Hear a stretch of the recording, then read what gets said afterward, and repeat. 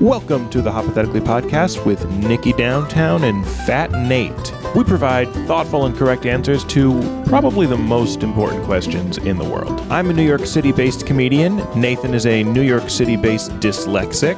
Thank you so much for being here. We hope you enjoy the show. Hypothetically, episode 36, we're back. We just accidentally recorded about 10 minutes and did not turn the mic on. So that's the energy you're feeling. We are bummed out. It was our best riff we've ever had, and no one will ever hear it. No one will ever hear it. Yeah. We were a lot of callbacks, a lot of stuff that if you were a long-time listener would be very rewarding, but if you're a first-time listener, very fun. Oh, well, we're back. We were, honestly, I'm glad we got rid of it. We were pandering to the left. We were going to leave the alt-right pipeline. I was going to stop dressing up like Ben Shapiro every morning to get myself pumped up. It wouldn't be us. Big news, I recently hit 10,000 followers on Instagram, which means what, Nathan? I get into heaven. Pretty exciting stuff. Yeah, I don't get into heaven. No, I'm really jealous. No. I'm going to burn in eternity, and that's going to be... You're not even worth it. You don't even burn. They won't even put me in hell. No. Hell's for like David Bowie. Why is hell for David Bowie? He's like a rock star. Nick's stupid this podcast. I'm stupid. That's Say why more your nickname is Nick Stupid. Nick stupid. Say more stupid things. I wanted to see who would speak first. Podcasts are like business negotiations. Whoever speaks first loses. Good podcasts are just two people just silently just eyeing each other up and down. That would be okay in actual business negotiations when it's like you make your pitch. If you speak first, you lose. If they speak first, you lose. They never say though what you should do with your eyes. I mean, one move would be maintain eye contact, but if you kept like looking at their dick, I feel like there's a higher level though. I feel like it's talking is the weakest, and then you start drooling or just doing any like sleeping, or I think the highest one would be chewing. You say, so do we have a deal? And you both just sit there looking at each other, and then you pull out a full like lobster dinner and you're like I think drooling is a power move. You're both locked in, so do we have a deal? I've been in a few business meetings, and I think the hard part is trying to stave off the erection longer than the other guy. I knew you were going to say that. God damn, I'll stop doing comedy forever. No more jokes for Nathan. You know what would be really powerful? You're about to close the deal. You go, so this is the thing. Do we have a deal? And then they're just sitting there looking at you, and you just keep whispering, don't cry. It's okay. Don't cry. Yeah. Don't cry. Don't cry. Don't cry. Don't cry. I'm not going to cry. Don't cry. Okay. Don't cry. Don't cry. Don't cry. Don't. Do we have it? Don't cry. If they kept saying don't cry, I would really consider buying and crying. It's like don't think of a white elephant. It's what you do. Is that worse? Don't cry, or at the end of it when you like we have a deal, they're just like, I'm proud of you. You're a big boy today. Are you allowed to renege on the deal if that's what they do afterwards? Apparently you can just write stuff. Like when you go to a company and they give you a contract to sign, like if you rent a car, they give you a contract. You can just cross stuff out. If you just take their contract and then just cross things out, an initial where you crossed out and then sign it, you're only agreeing to the stuff you didn't cross out and nobody checks it. You just go like, here you go. And they're like, thanks. You're like, they cannot accept it, but what person at like CarMax is going to do that? They just go like, thank you. So you could just be like, no, I'm not liable for the car.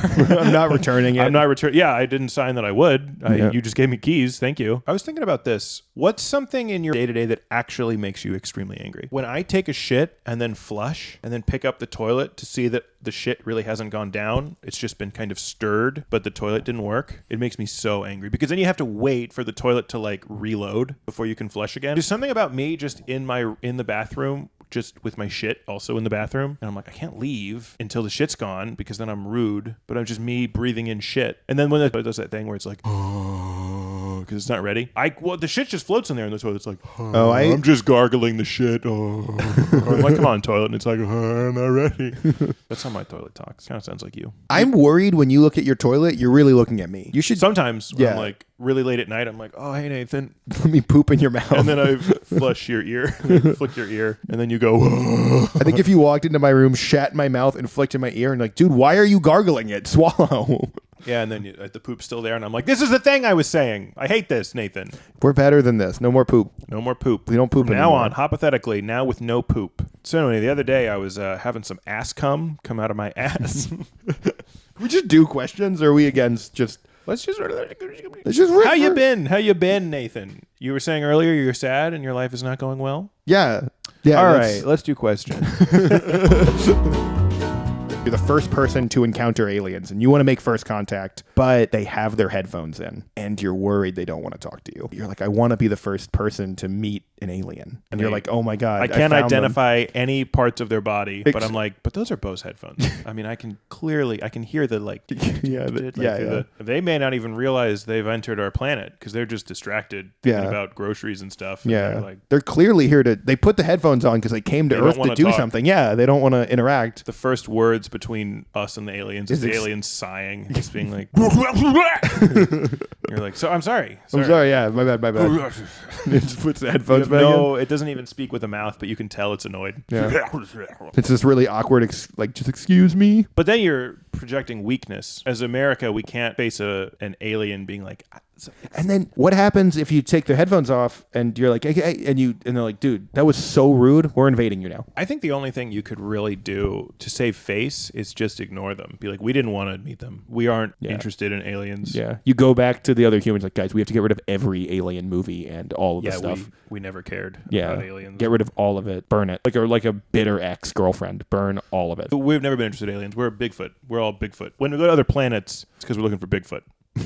We haven't just found him here. Every time we see a UFO, it's unidentified Bigfoot. It's UBF. UBF. It's just Bigfoot. It's just Bigfoot jumping, doing a cannonball. What are the little green men? We're just bad at drawing. We're terrible artists. Yeah, I'm pretty sure we're drawing Bigfoot there. Yeah. How big their feet are. We get Bigfoot, big head. Something's big, close enough. I have friends, like women, who in New York will be wearing headphones, and men will walk up to them and pull out their headphones and just go, "You're really pretty." They're like, "What?"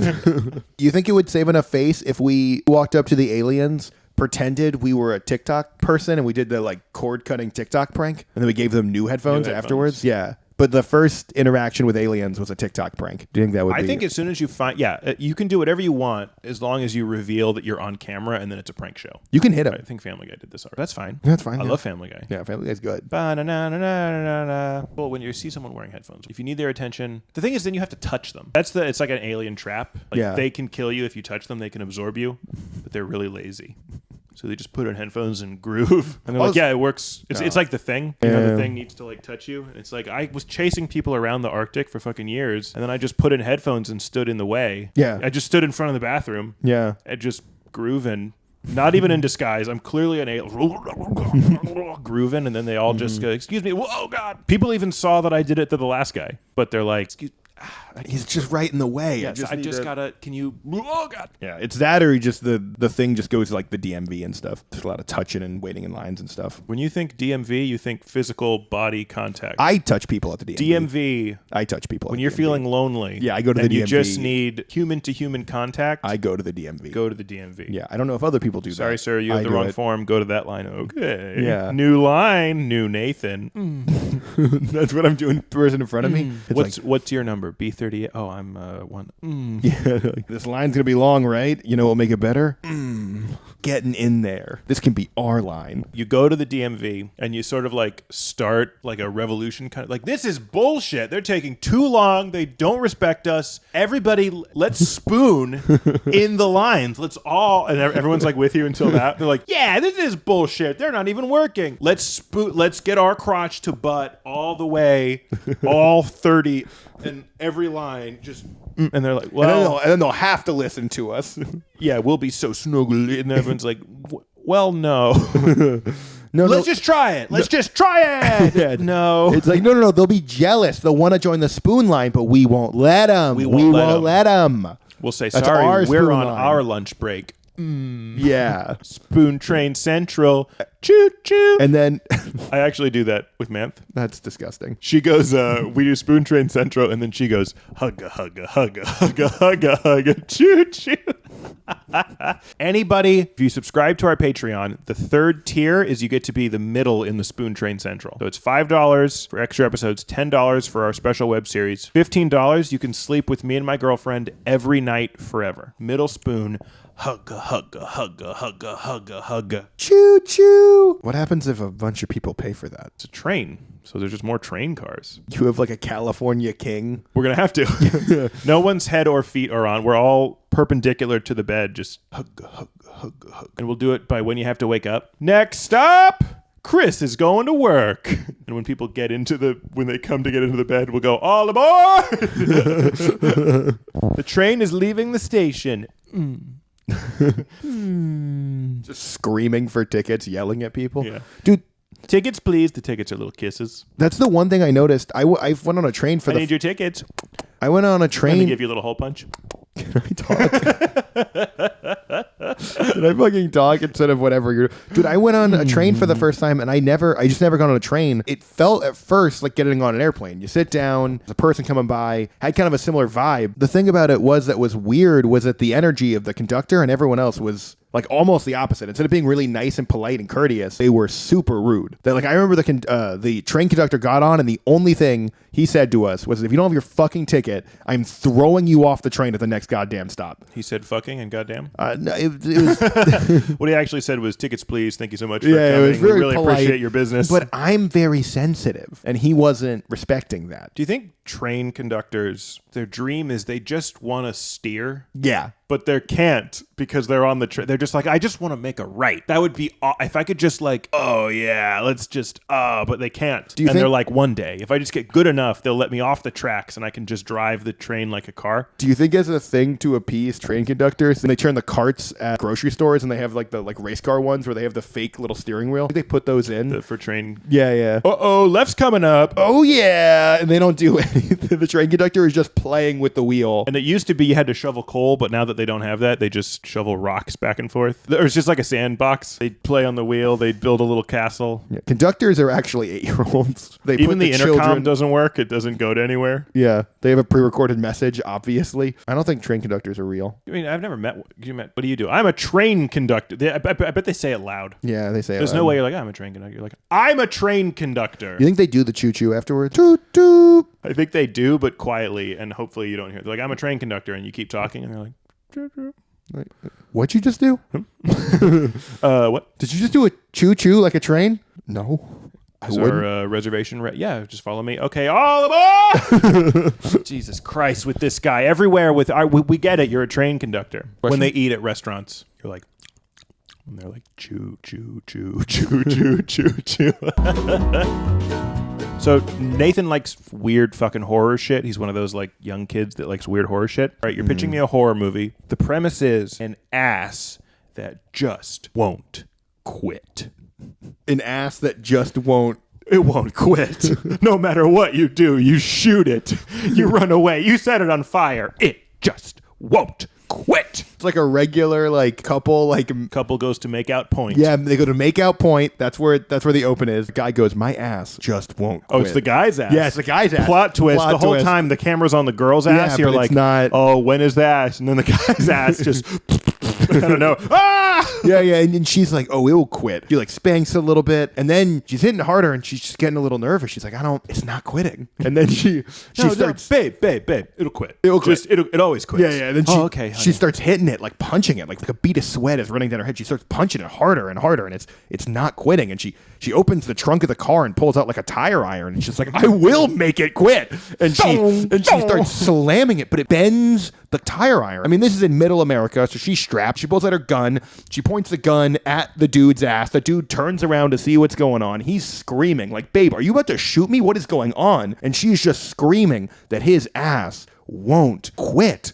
I'd like to think what the ass is doing is the cheeks are spreading apart and it's going yum yum yum yum, and she's like, please tell your ass to stop doing that, yum yum, and it won't quit. And then she takes the gun, he turns around, sees her, no, she shoots to flex off the ass into her own face. She goes, oh, I imagined it as a really tense scene where she's pointing the gun, shaking, she's crying like horrifically, or vigorously, and then not horrifically. Yeah, vigorous. It's vigorous. Yeah, it's like at first I thought the tears were horrific, but okay, then fuck you. Let me finish my moment. I'm a painter, and you're ruining it. This is like if Da Vinci was painting the Sistine Chapel, and you were like, "Oh, you're gonna use the blue? That's what you're gonna use?" You're right. I'm sorry. Yeah. She's about to shoot the gun at the ass, but she's like, I don't think it will quit. And then she points, she aims the gun herself. Yeah.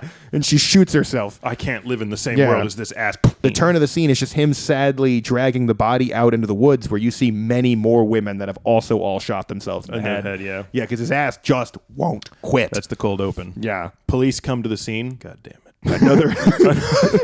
Another, they somehow deduced from the suicides in the angle that like, well, they saw an ass that wouldn't quit. Is it because of the gunshot? Like a rookie is with them. Like, is it because of the Maybe gunshot? they were depressed. You would think they were depressed. Yeah, it's like a rookie mistake. You see, the gunshot to the head would make you think they're depressed, but all the tire irons that are exactly shaped like an ass shaped, it's an ass that just won't quit. Seen it 1,000 times in the force. But the cop is following the ass. It's like he's on the ass's trail, and one night he's sleeping and he hears something in the house. He goes, and he wakes up and there's just an ass in his face, and he goes, "Ah, what do you want?" And the ass goes. Yeah, he's so distraught because this new ass reminds him of the ass he couldn't get to quit 20 years ago. Mm-hmm. Yeah, he just kept trying to get to quit. And the whole thing is him just him going around lightly spanking people's asses to see. And the police commissioner keeps telling him to stop lightly spanking people because it's sexual harassment. And he's like, you just don't agree with my loose cannon methods. And he's like, you just can't keep patting women on the ass. Yeah. I will not stop until I catch this, until this ass quits. Yeah, it's like, you've hit my secretary's ass like 8 times. You're clearly not testing her anymore. You are. She's suspicious. Where was she on the night of the murders? Working. Okay. Okay. Some part of her was working that night. Yeah. Her ass. I like to think it's like the end of 7. What's in the box? And it's shit. Oh! Don't look in the box. It's Morgan Freeman. Don't open it. Don't open it. And Brad Pitt's like, oh, God. Oh, God. And he shoots himself. There was shit in that box. Oh, God. Oh, yeah. No more shit. Sorry. There's butt cum in the box. Did you snot? It was so gross. What's in the box? Don't open the box. It's butt cum. Morgan Freeman. It's butt cum. Is Morgan Freeman on what's that website where you can hire people to like say your messages? You know what I'm talking about? Yeah, you would just get Morgan Freeman into the phone to just say it's butt cum. That would be my thing. So this is like more of a interview / networking help question for the viewers, but I'm not doing the podcast with you touching me. Oh. Stop all of this. Like, lower back. The one question is just like, what if we got into a tickle fight? And it's a full 5-minute segment of us tickling. Stop! Oh my God, stop! No, stop! Oh my God. And then just heavy breathing. For the listeners who aren't watching, we are tickling each other. Oh my gosh, you're tickling. Oh, my balls. Oh no, we're brothers. What's your question? 2 beards. City beards. You're in the rich tippy top 1%, and you are at an eyes wide shut orgy. How do you network? You know, your dad's some kind of old money. How do you network at this party? Everyone's wearing a mask. They're all fucking each other. I like the idea of the way I got invited to this orgy is that my dad used to go to the orgy. Yeah, and people remember him. They're like, no, your dad used to fist my ass. Mm-hmm. Like they try to always say, I remember when you were this big and your dad's whole forearm was in my ass, working me like a puppet. You were tiny. Yeah. You were about I held you while your dad put his foot in my urethra. Oh, your dad.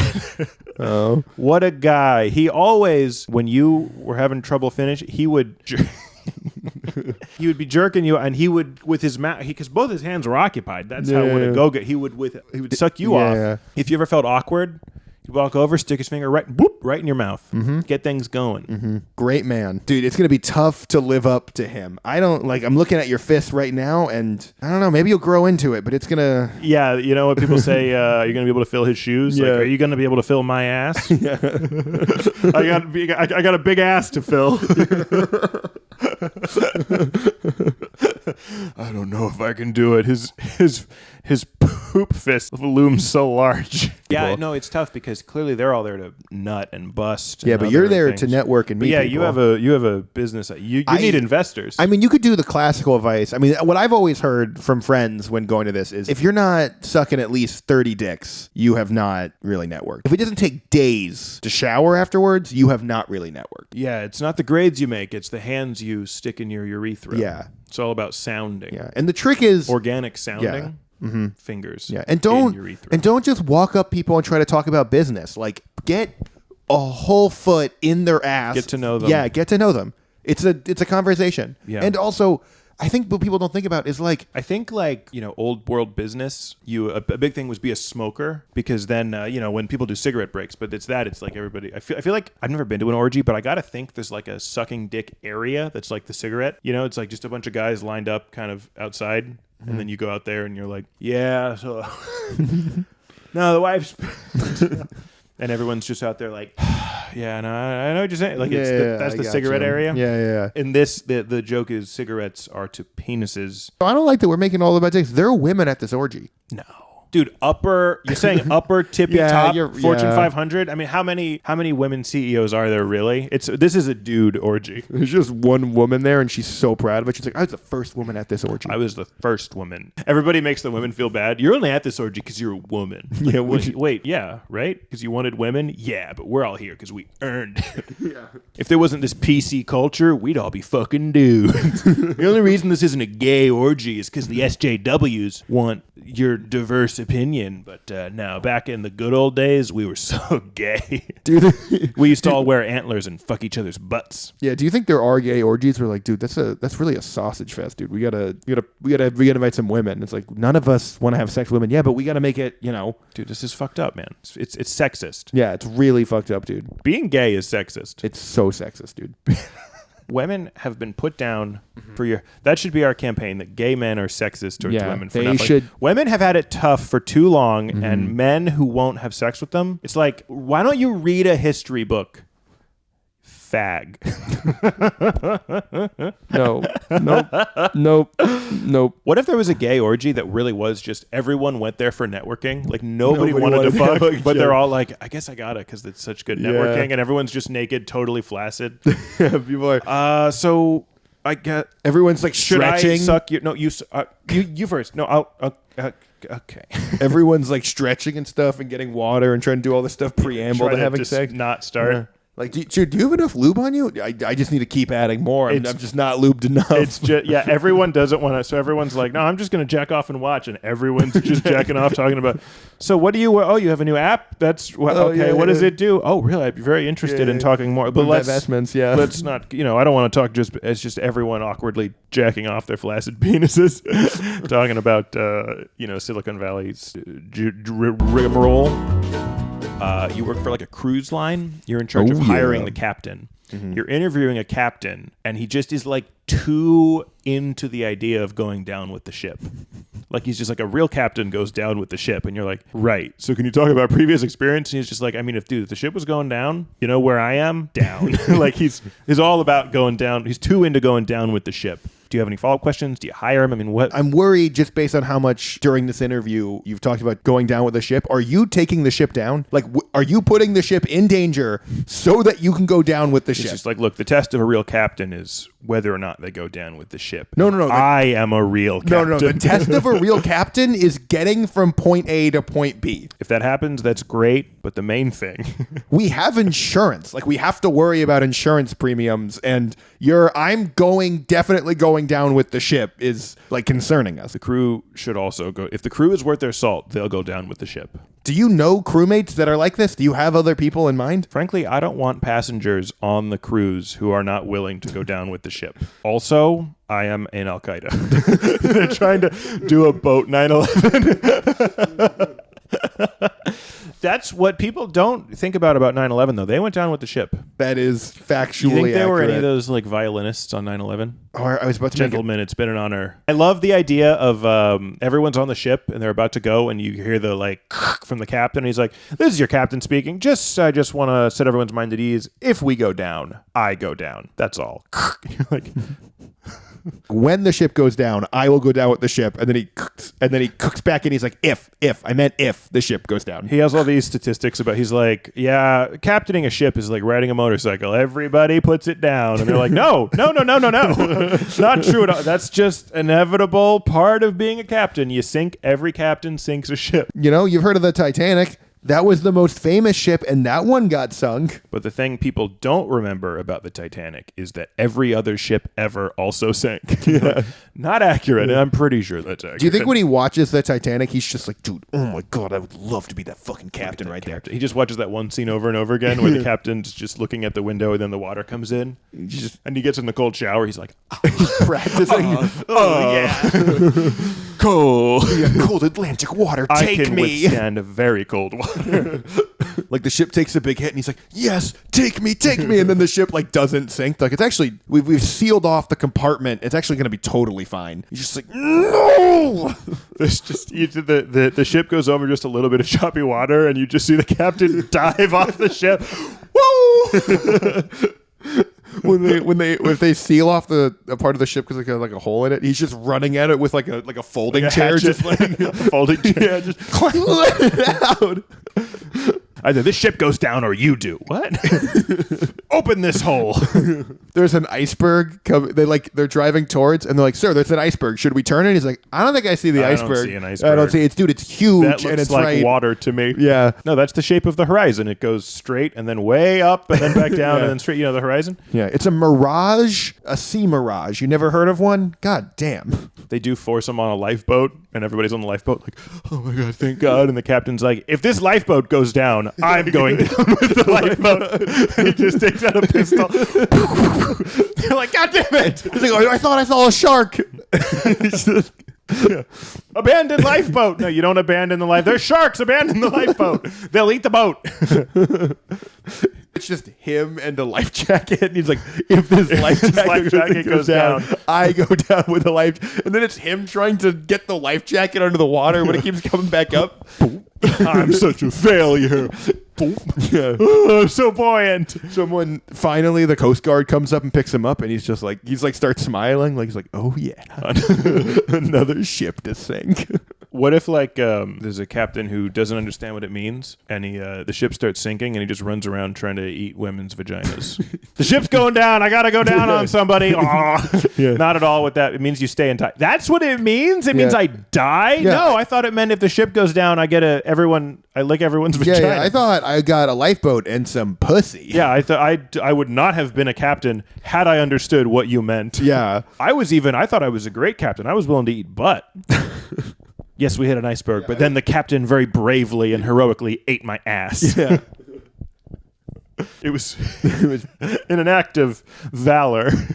He licked my stinky ass, which I had not prepared for him because I didn't know we would be going down. Yeah. I was hoping at some point they would make a blockbuster movie where Tom Hanks would play me, putting two in the stink and one in the pink. That's what I thought being a captain meant. It's weird that you started with 2 in the stink. Usually people say 1 in the pink, 2 in the stink. Well, but then it's like you really... I subvert expectations. Yeah. Oh, 2 in the stink and then 1 in the pink. Oh, yes.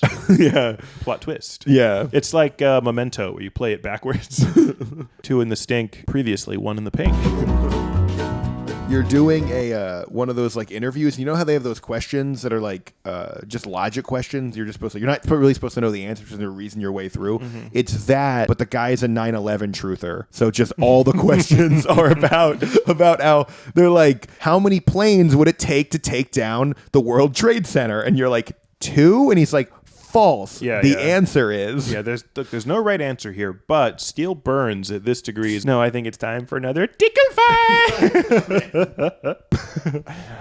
What were you saying? They're like, if steel melts at this degrees and jet fuel only reaches this degrees, how could it possibly be that the building collapsed in what looks obviously like a controlled demolition? No right answer here. Just work it out in your head. Well, I guess maybe if the U.S. government, like you get really specific, if Dick Cheney. Yeah. They have one question. It's like, this is just an eye test. And they show you the video of the one like fuzzy clip they have of the thing hitting the Pentagon. They're like, what hit the Pentagon in this scene? We're just seeing what your observation skills are. Yeah. If was it a missile or was it a plane? Right. If you did shoot a cruise missile into the Pentagon, what would you say to cover? How would you cover it up? I mean, you just lost $4 trillion. How do you cover it up? Does it look a little something like that? And you're like, okay, I feel like you're wanting me to say 9/11 here. Like you want me to pitch 9/11 to you. Is that what you're looking for? No. I'm just it's just how you work through the process. Yeah. Maybe I would have a distraction. Other planes. Oh, other planes. You'd have other planes hit what? Major target. Oh, like what other plane? What major targets? Maybe like a building. At the end, he's just screaming, "Yes! Yes!"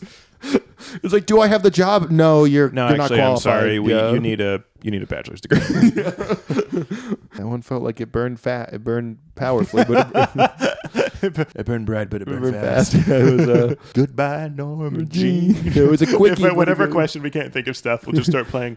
Although I never knew you at all, have the grace to hold yourself. Future episodes, when a shitty question happens, especially with guests, we'll both sing "Candle in the Wind." And you in the car. This is for you, the viewer. You need to sing "Candle in the Wind" too. Yeah, and we're gonna do the whole song. For as long as the question should have been, we'll sing "Candle in the Wind." Yeah.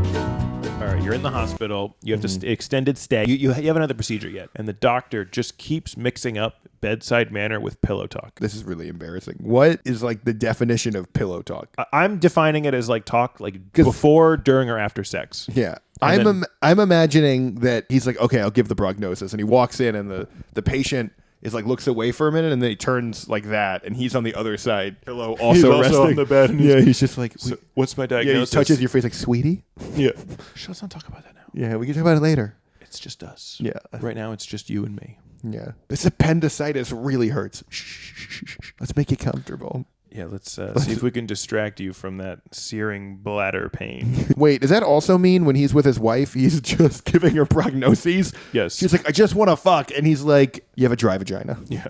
Your vagina is dry. He just walks away. Yeah. I have other patients. You do? Yeah. No. He's like, will you at least finger me? And he's like, puts on a rubber glove. Nothing seems to be the matter. Candle in the wind. That was quick. Oh, no. We're in bed, just coughing up a lung, and the doctor's like, so, do you like piss play? I really heightened that concept. The doctor, you see, he was supposed to just say like, oh, you should stop smoking so much. But instead he says, do you like piss play? Your friend's like, yeah, I can't. I'm not going to go to the doctor. I'm like, why? And they're like, is it because of like the insurance thing? It's like, no, my doctor just lays in bed with me and feels up my body. My hair. Yeah, it's sensual and I don't like it. Maybe that's why there's that thing where men won't go to the doctor because they're like homophobic about it. You know what I was just thinking about? What? This all work and no piss play makes Jack a dry boy. That's a clip. You know what? Let's just end the podcast. All work and no piss play makes Jack a dry boy. You want to say it at the same time and look into the camera? No, let's try it. All work and no piss play makes... Let's try it again. All work and no piss play makes Jack a dry boy. Let's do one more. All work and no piss play makes Jack a dry boy. Hypothetically.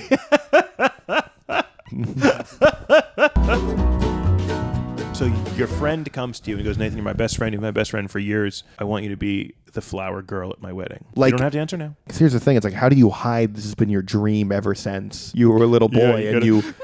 Yeah, I was always passed up because they would always pick a little girl, and they would never pick me. Yeah, this what's is your the one phrase, opportunity. Always a bridesmaid, never a bride. Yeah. Always a full-grown man, never a flower girl. And you finally get this opportunity. And it's like, here's the thing. When do you show them that the petals that you've been collecting for years waiting for this opportunity, when do you bring them to them? Yeah, you're throwing it like, Nathan has like a lot of petals. Like you keep taking like the tiniest little steps. It takes you forever because you just have so many petals. Yeah. Oh my God. I want to enjoy this. This is my special day. And people don't want to hang out with you anymore because every time you hang out with them, you're just like, is this good throwing technique or should I be using less wrist? Like, what am I doing here? Also, on the day you wear a little girl's dress. You dress the part. But you've picked out that dress. You've had that dress since you were a little boy. You talk in a weird little girl voice for like months. Hi, how's it going? Oh, God. Yeah. And the only reason he even asked you is because you went with that guy that's getting married to a separate friend's wedding and you were sitting next to each other. And when the flower girl was walking by, you were just shit talking her so bad on how she was. Call those flower girls. Yeah. You think those are fucking petals, dude? She doesn't even have the right thing. She doesn't even have a huge man dick. Which is what I bring to the table. That's what I bring. Your friend tells you they're getting married, and you just keep bringing up. It's like, so who are you gonna have as a flower girl? So you're like shit talking his like niece. Oh, so is Abigail gonna be the flower girl? You know, she's a cunt, right? Yeah, like, how'd you know my cousin was named Abigail? I've never told you that. I don't know. I've just been scoping it out. But you know what she said about you though? She said she thinks you guys aren't gonna last. Yeah. She's 8. She said that. She said, yeah. And she doesn't do her homework. No, she does not. But guess who does? And then he pulls out of his pocket some petals. I do. And some homework. And some Some homework. like social studies. Yeah. You know when I did this? See, way before it was due. do you know what my reading comprehension skill level is? An adult. Which is also what I bring to the table. Yeah, I can keep a full-time job. What can she do? Or he's like, Abigail is very slow, but if you have me I can as your run. flower girl, I can sprint at the speed of an adult. And he's just like...